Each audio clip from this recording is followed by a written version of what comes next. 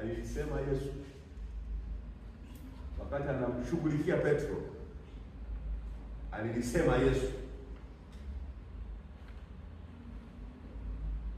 Petro alipojitazama maisha yake, akasema, Bwana, wewe huwezi kuosha sisi miguu.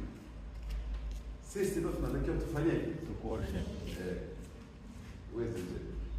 Na Petro, Yesu akasema, usipo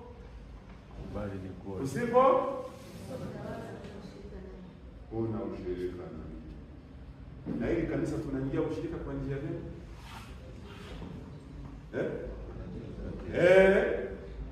Ubatizo. Sasa wewe swampa hapo wanakuambia batiza kwenye makambi. Nina msubiri wewe kumfanyia mwaliko kwenye makambi. Yaani unataka wewe tuweke historia kwenye ubatizo. Historia ya ubatizo ni kwenda mbinguni. Amina. Sio umebatizwa na nani?